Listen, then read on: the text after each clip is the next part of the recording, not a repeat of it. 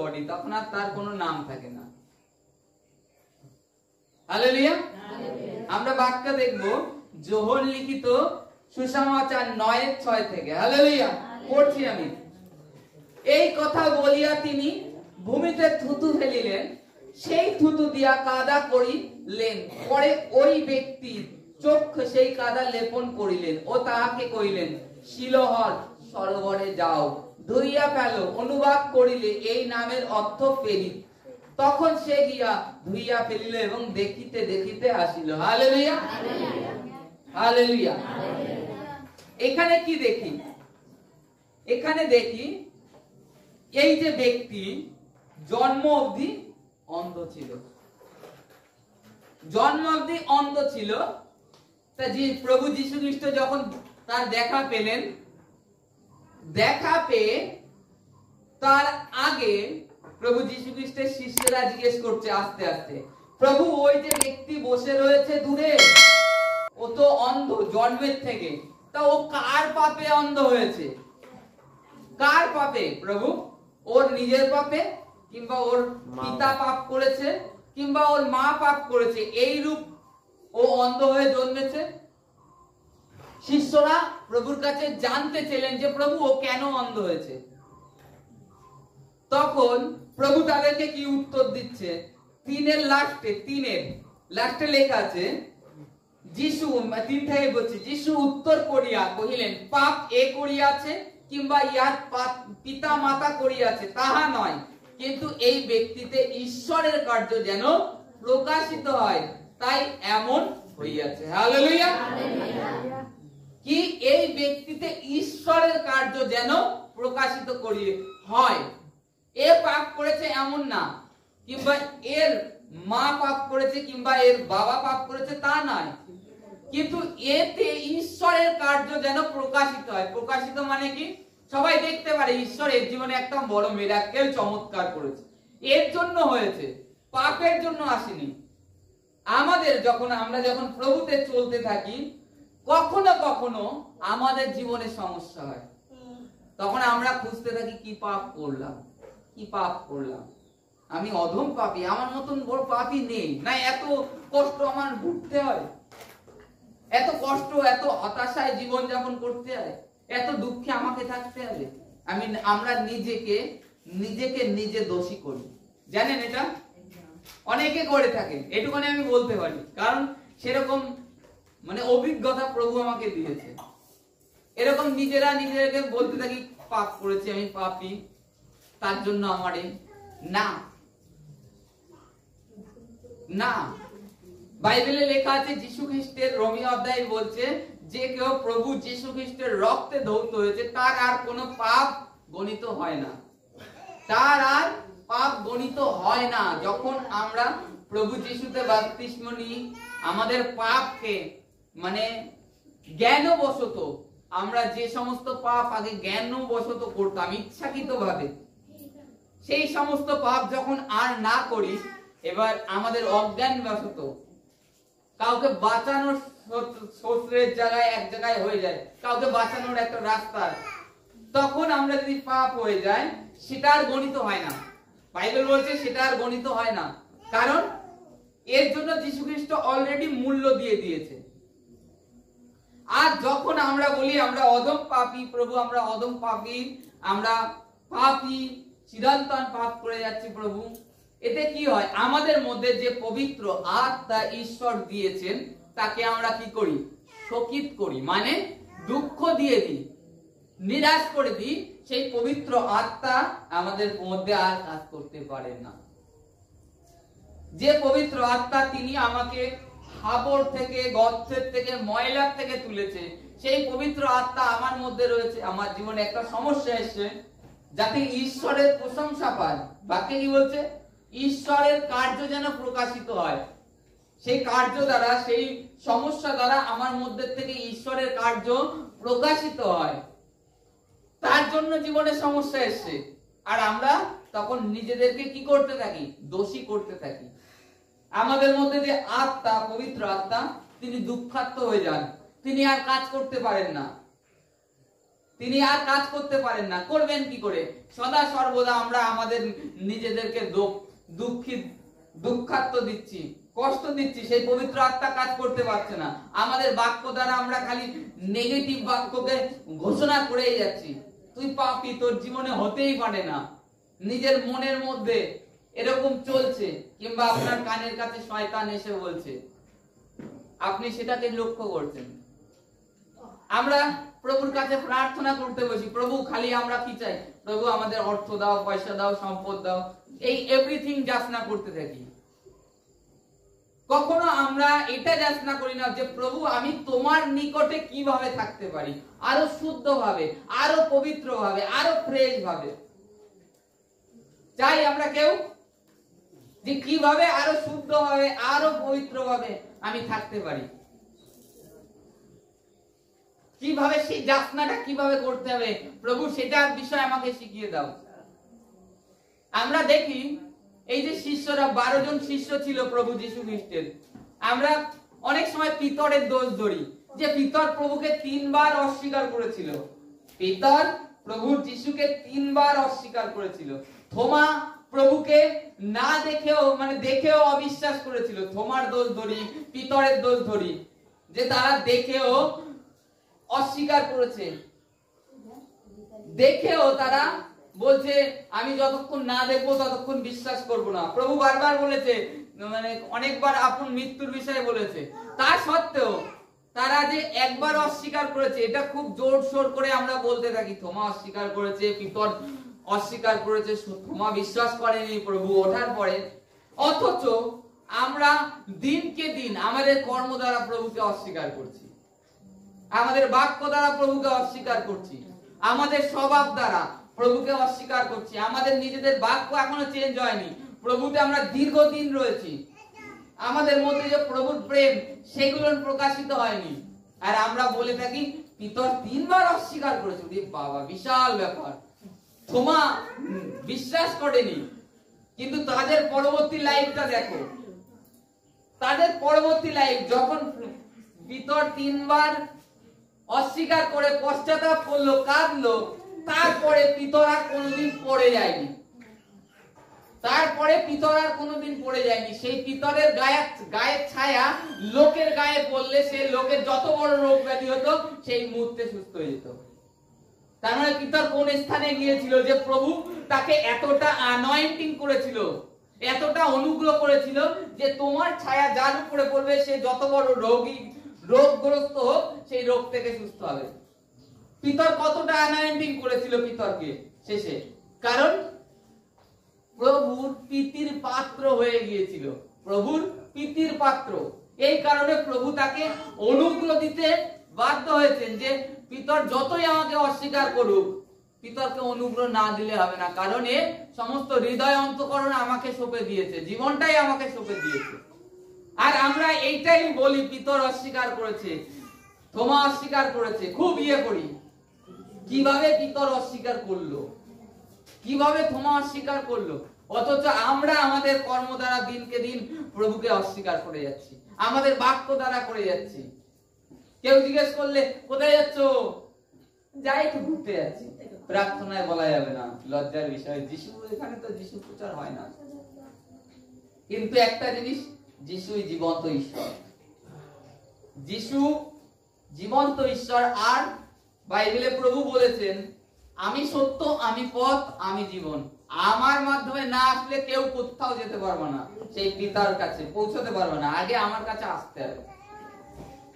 তাই এই যে অন্ধ, আমরা যদি দেখি পিতর যখন যেরকম অস্বীকার করছে, আমরা আমাদের কর্ম দ্বারা অস্বীকার করে যাই। এই কারণে খ্রিস্টতে থাকার পরেও আমাদের জীবনে এক একটা সমস্যা আসতে থাকে। কাউকে আমাদের বাইবেলে আমরা দেখতে পাচ্ছি, বাইবেলে প্রভুর বাক্যে লেখা আছে, তোমরা একে অপরকে ভালোবাসো, প্রেম করো, হিংসা করো না, কারোর বিষয়ে নিন্দা করো না। সেইগুলো করে যাই, যখন বাইবেলের বিরুদ্ধে করি তখনই আমাদের জীবনে সমস্যা উৎপত্তি হয়, তখনই একটা রোগ যেতে থাকে না। এটা এটা পাপের জন্য নয়, এটা আমাদের শিক্ষার নিমিত্ত আসে, যেন আমরা খ্রিস্টতে যারা ভ্রাতা ভগ্নীগণ আছি তারা ঈশ্বর তার সম্মুখে পরিপক্কভাবে উপস্থিত করেন। কি করেন? পরিপক্ক, যাতে আমাদেরকে খ্রিস্টের সম্মুখে আমাদের কোনো কালি, যখন আমরা ঈশ্বরের সম্মুখে উপস্থিত হব তখন আমাদের মধ্যে কোনো কালি, কোনো নোংরা লেশ যেন না থাকে, এই কারণের জন্য হয়। আর আমরা অনেক বিশ্বাসী না জেনে, সঠিকভাবে ঈশ্বরকে না জেনে, খ্রিস্টের নাম শুনেছি, খ্রিস্টে বাপ্তিস্ম নিয়েছি, বাপ্তিস্ম হয়েছি, বাইবেল পড়েছি, যেখানে ঈশ্বর যে লেভেলে আমাকে নেওয়ার জন্য বেছে নিয়েছেন সেই লেভেলে ঈশ্বরের কাছে যাচ্ছি না। এই কারণের জন্য অজ্ঞানবশত, জ্ঞানবশত নয়, অজ্ঞানবশত আমরা সেই স্বভাব নিয়ে খ্রিস্টের স্বভাব না থাকায় আমরা এই বিদেশ থেকে গমন করছি। আজকে ঈশ্বর কি করলেন? এই ব্যক্তিতে যেন ঈশ্বরের কার্য প্রকাশিত হয়। আজকে ঈশ্বর সকলের জীবনে যে পাপ দ্বারা রোগ আসে তা নয়, ঈশ্বরের কার্য দ্বারা, ঈশ্বরের যে প্রকাশ্য কার্য, মানে ঈশ্বর যাতে গৌরব মহিমা মান, তার জন্য সমস্যা আসে। আর দ্বিতীয়ত এখানে দেখুন, সব থেকে বড় জিনিস, প্রভু যীশু খ্রিস্ট নিচে মাটিতে থুতু ফেললেন, থুতু ফেলে সেই থুতুটা দিয়ে কাদা করলেন। কি করলেন? কাদা করলেন। কাদা করে নিয়ে তার চোখটাই মুছে দিলেন, তাই তো? লেপন করে দিলেন, মানে লিপে দিলেন। এখানে কি প্রমাণ দেয়? বাইবেলে আমরা আদি পুস্তক জানি ঈশ্বর মাটি দিয়ে মানুষকে নির্মাণ করেছিলেন, তাই তো? এইটাই এখানে প্রমাণ দিচ্ছে তিনি যে আদিতে আদমকে নির্মাণ করেছিলেন সেই পিতা পরমেশ্বর এই ব্যক্তির চোখে কাদা লিপে দিলেন। এটাই প্রমাণ দিচ্ছে যে আমি সেই সৃষ্টি সম্ভুকর্তা, যে আদিতে আমি মানুষকে নির্মাণ করেছি সেই আমি। প্রভু এইটাই তাদেরকে প্রমাণ দিচ্ছেন শিষ্যদেরকে। এই কারণে থুতু দিয়ে কাদা করলেন আর তার চোখে লিপে দিলেন। প্রভু তো এর আগেও অনেক অন্ধ এসছে প্রভুর কাছে, প্রভুর কাছে এসে বলছে, প্রভু হে দাউদ সন্তান, যদি আপনার দয়া হয় আমাকে সুস্থ করুন। বলছে তোমার ইচ্ছা কি? বলছে প্রভু যেন দেখতে পাই। তখন প্রভু বললেন, যাও, চল যাও, তোমার বিশ্বাস অনুসারে তুমি দেখতে পাও। তাকে তো আর কাদা দিল না, তার চোখে কাদা দিল না, তার চোখে আর আদার্স কিছু দিল না, কিন্তু এই ব্যক্তিকে দিল। এইটাই ইসরায়েল সন্তানদেরকে, ইহুদিদেরকে দেখাতে চাচ্ছিলেন যে আমি, তোমরা যার আসার অপেক্ষা করছো সেই মসিহ উদ্ধারকর্তা আমি, তোমরা আমার উপরে বিশ্বাস করো। প্রভু বলছে তোমরা আমার উপরে বিশ্বাস করো, আমি সেই আদিতে আদমকে নির্মাণ করেছি, যাকে তোমরা বলছো আব্রাহাম আমাদের আদি পিতা, আব্রাহামও আমার দিনের অপেক্ষা করছে। প্রভু তার কার্য দ্বারা ইসরায়েল সন্তানদেরকে, ইহুদিদেরকে খালি তার কার্য দ্বারা বিশ্বাস করাতে চাচ্ছিলেন যে এরা যেন, আমার সন্তানরা যেন আমাকে চেনে, আমার সন্তানরা যেন আমাকে চেনে। এই কারণে প্রভু কাদা দিয়ে চোখে লেপন করলেন। আর কি করলেন? তাকে শিলোহর সরোবরে পাঠিয়ে দিলেন। পেরিত, যাকে বলা হয় পেরিত, যেই পাঠিয়ে দিলেন তখন সে কি করলো? জল দিয়ে কাদাটা কি করলো? ধুয়ে ফেললো, আর তার সঙ্গে সঙ্গে কি হলো? দেখতে পারলো। প্রভু একটা আজ্ঞা দিয়েছে। এই অন্ধ তো এতদিন তো এই অন্ধের কাছে অনেকে এসছে, এর আগে যারা এসছে সকলে ভিক্ষা দিয়ে চলে গেছে। প্রভু কি করলেন? আসলেন, থুতু দিয়ে কাদা করলেন। অন্ধ তাও জানে না যে কাদা কি দিয়েছে তার চোখে। সে কি করলো? কাদা দিয়ে তার চোখে লেপন করে দিয়ে বলছে, যাও তুমি ওই শিলোহর সরোবরে গিয়ে ধুয়ে ফেলো। এবার সে ব্যক্তি কি করলো? সে কিন্তু প্রভু যে বাক্যটা বলেছে সেই বাক্যটা বিশ্বাস করে চললো ধুতে। সে কি জানতো সে ধুলে সুস্থ হয়ে যাবে? সে কিছু জানতো না, কিন্তু সে খালি প্রভুর বাক্যটাকে বিশ্বাস করেছিল। বাক্য বিশ্বাস করে চলে গিয়েছিল শিলোহর সরোবরে ধুতে। এইরূপ আরেকটা কার্য আমরা দেখি এলিশার বিষয়, বাইবেলে লেখা আছে।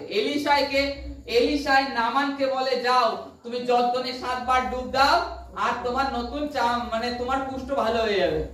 তখন নামান তো যেতে চায় না, নামান যেতে চায় না, কিন্তু নামানের দাস তাকে বোঝায় যে যাও যাও। তাতে প্রভু আপনাকে যদি এর থেকে মহৎ আজ্ঞা দেওয়া হতো তাহলে তো আপনি করতেন। তাই 7 বার ডুব দেওয়া কোনো ব্যাপার না, চলুন। সে কি করলো? 7 বার ডুব দিল, তার শরীরে বালকের ন্যায়, বাইবেলে লেখা আছে বালকের ন্যায় কচি চামড়া উৎপন্ন হলো। তার যে চামড়া, যে ঘায়ের মধ্যে কুষ্ঠ রোগের যে ঘা ছিল, সেই ঘায়ের মধ্যে কচি চামড়া 7 বার ডুব দেওয়ার পরে উৎপন্ন হলো। তখন নামানি দেখে খাওয়া হয়ে যায় যে কি ইসরায়েলের ঈশ্বর জীবন্ত ঈশ্বর। 7 বার ডুব দিতে বললো, আর ডুব দিলাম, আমার কচি চামড়া হয়ে গেল, ঘা ভালো হয়ে যাচ্ছে। এইখানে যে অন্ধ ব্যক্তি, এই পুরাতন নিয়মের বিষয়, ওই যখন জেরুসালেম মন্দিরে যেত তখন এই সমস্ত শাস্ত্র পাঠ হতো, আর এই বাক্য তার ফলো ছিল। প্রভু যে বলেছে যাও, সেইটাই যে এলিশাই যে নামানের বিষয় যেটা করেছিল, এর গ্যারান্টি ওইটুখানি কি ছিল যে যখন বলেছে আমাকে তার আজ্ঞা মানতে হবে। আর সে কি করে? আজ্ঞা মেনে শিলোহর সরোবরে যায়, চোখটা ধোয়ার পরে চোখ খুলে সে স্পষ্ট সমস্ত কিছু দেখতে পায়। তাতে কি হয়? 40 বছর যে ব্যক্তি জন্মের থেকে অন্ধ, সে যে ব্যক্তি কোনোদিন কিছু দেখেনি, সেই ব্যক্তি যদি দেখতে শুরু করে, আর সেই ব্যক্তিকে যারা দেখছিল তাদের মনোভাব কি ছিল যে কি সেই অন্ধ না, আজকে কি করে দেখছে? এই তো জন্মাবধি দেখছি আমরা এদেরকে মন্দিরে রেখে যেত, তাহলে আজকে কি করে দেখছে? আজকে এই অন্ধ শাস্ত্র শুনে শুনে শুনে শুনে তার হৃদয়ে একটা বিশ্বাসের স্থান করে নিয়েছিল। আজকে আমাদের জীবনে সমস্যা থাকে, আমাদেরকে বিশ্বাসের স্থান তৈরি করতে হবে। আমরা জানি প্রত্যেকে যে ঈশ্বর সদাপ্রভুর প্রাঙ্গণে এসেছি। আজকে আমরা এখানে কটা হাতের মুঠো সমান লোক আছি, এমন এমন কলিসা ঈশ্বরের আছে যে মাইলকে মাইল লোক বসার জায়গা পাচ্ছে না, মাইলকে মাইল। এইদিনকে পাঞ্জাবের পুনরুল্লাহ বলছে যে কত দূর পান্ডাল ফেলেছো, জিজ্ঞেস করছে তার লোকের কাছে। তা বলছে বিঘে টিকে আর বলতে পারছে না, বলছে 1 কিলোমিটার তো হবে। 1 কিলোমিটার রাস্তা মানে কতটা জানি আমরা? আমাদের মানে এখান থেকে মিনিমাম আমাদের বাড়ি 1 কিলোমিটার, তাহলে এত দূর ফেলেছে। আর এটা কি জানি পাঞ্জাবের যে অংশটা, পাঞ্জাবে যারা, ওরা ইহুদিদের গোত্র থেকে আছে, জানেন? ইহুদিদের গোত্র থেকে, যে ইহুদি গোত্র, সেই ইহুদির গোত্র থেকে পাঞ্জাবিরা। আমি বলছিলাম না আগের দিনকে, বলছিলাম যে আমাদের বাইবেলে ভারতবর্ষের নাম উল্লেখ আছে, পূর্বদেশ বলে নাম ছিল। আর পূর্বদেশ থেকে যে পণ্ডিতরা গিয়েছিল তারা কারা? আমাদের ভারতের থেকে যীশু খ্রিস্টকে দেখতে গিয়েছিল জন্মের সময়। স্বর্ণ কুন্দরস কারা নিয়ে গিয়েছিল? এই পূর্বদেশের থেকে পণ্ডিতরা গিয়েছিল, প্রভুকে প্রণাম করতে গিয়েছিল। জ্যোতিষ শাস্ত্র আজকে যেটা বলছি, সেই জ্যোতিষ শাস্ত্ররা আমাদের ভারত থেকে গিয়েছিল। আর এখন মানে লোক অ্যাকচুয়ালি বোঝে না, অথচ ঈশ্বরের বিরুদ্ধে বিরোধ করতে থাকে। শাস্ত্র সম্বন্ধে তাদের আইডিয়া নেই, যেটা মুখে আসে সেটা বলে দেয়। জানুক আর না জানুক, বলার দরকার বলতে হবে। আজকে যদি দেখি এই অন্ধ জাস্ট বিশ্বাস করে সে চলে গিয়েছিল। আজকে আমাদের প্রভুর চরণতলে বিশ্বাস করে স্থির থাকতে হবে। আর এটাই জানতে হবে যে কাদা দিয়ে লেপন করে দিয়েছিল স্বয়ং সৃষ্টিকর্তা, যিনি কাদা দিয়ে প্রথম মানুষকে বানিয়েছে। অতএব আমাদের শরীরের যে কোনো অঙ্গ আজকে ডিস্টার্ব থাক, তিনি তার চরণে আমরা বিশ্বাস সহকারে যদি পড়ে থাকি, তিনি উঠাবেন। তিনি কাউকে নিরাশ করেনি, বাইবেলে এটা স্পষ্ট লেখা আছে। আর বাইবেলে এও বলছে গীতসংহিতায়, তোমরা ঈশ্বরকে আস্বাদন করে দেখো, তিনি মঙ্গলময়। তিনি মঙ্গলময়। ঈশ্বর বলছে তোমরা পরীক্ষা করে দেখো। কেউ বলেছে এই পৃথিবীতে আমাকে পরীক্ষা করো? প্রভু বলছে আমাকে পরীক্ষা করে দেখো। আজকে তার বাক্যে আমাদেরকে বিশ্বাস করতে হবে যে অন্ধকে যখন সুস্থ করেছে, আমাদের জীবনে কি আছে। আমরা প্রভুর কাছে প্রভুর জন্য যাচ্ছি না, আমাদের শারীরিক চিন্তা নিয়ে যাচ্ছি, আমরা কিভাবে বাঁচবো, কিভাবে সুস্থ থাকবো, কিন্তু এটা বলছি না প্রভু তোমার সম্মুখে কি নিয়ে আমরা থাকতে পারি, কি করলে আমরা সেই তোমার থেকে দূরে যাব না, যাচ্ছি না। যদি প্রভুর কাছে থাকতে চান, প্রভুর কাছে একটা জিনিস যাচনা করবেন, যে প্রভু সবথেকে বড় জিনিস আমাকে তোমার ভয় রাখা দাও, তোমাকে ভয় করার আত্মাটা আমাকে দাও, তোমাকে ভয় করার। আর যখন প্রভুকে ভয় করবে তখন সব জায়গায় প্রভু, তখন কোনো নিন্দা হবে না, গালমন্দ হবে না, যে কেউ শুনুক আর না শুনুক, আমার প্রভু তো শুনছে। তবে সেদিন থেকে আপনি আস্তে আস্তে আপনার জীবনটাই বদলে যাবে, এইটুখানি মাথায় রেখে।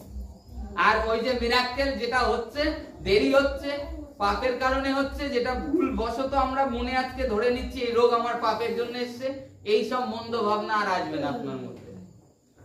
আর ঈশ্বর থেকে অলরেডি তখন আশিস অনুগ্রহ পেয়ে যাবে। ঈশ্বরে প্রভুর প্রতি বিশ্বাস রাখতে হয়। আজকে কেন আমরা হতাশ হয়ে যাই? আমরা বাক্য পড়ি, বাক্য আমাদের ব্রেনতে থাকে না। কারণ কি? সংসারের চিন্তা, ধনের মায়া, আমার জমি ওই দিক দিয়ে চলে যাচ্ছে। এইটুখানি বলে দিই, আজকে আমি নিজের বাড়িতে আমার ঠাকুমাকে দেখছি, ওই নিজের মাঝে মধ্যে ধরে ধরে তুলে বসাচ্ছি, তা খালি এইটুখানি আমার ব্রেনের মধ্যে প্রভু ভাবনা দিচ্ছে যে আমরাও একদিন বয়স হবে, একদিন আমাদের এরকম বয়স হবে।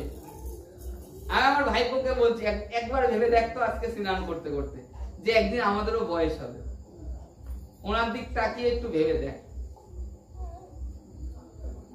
তাহলে কিভাবে আমাদেরকে জীবন যাপন করা উচিত। সব প্রেম, প্রেম হচ্ছে বাইবেলে লেখা আছে, প্রেম যেখানে সেখানে ঈশ্বর আছে। আর ওরকম চমৎকার এই যে অন্ধ, প্রভু তো বলছে তোমরা আমার বাক্য মেনে চলো, আমার আজ্ঞা মেনে চলো, প্রভুকে ভালোবাসো। ওরকম মানে লাশকে বলবে, মৃতকে বল ওঠ, ক্যান্সার বলবে যা চল যা, তোর কোনো অধিকার নেই, চলে যাবে, সেটা হবে। কারণ প্রভু সেই ক্ষমতা আপনাকে দিয়েছে, আমাকে দিয়েছে। তার উপরে বিশ্বাস করতে হবে একটা সর্ষের দানার মতো, তবেই হবে। Hallelujah, hallelujah.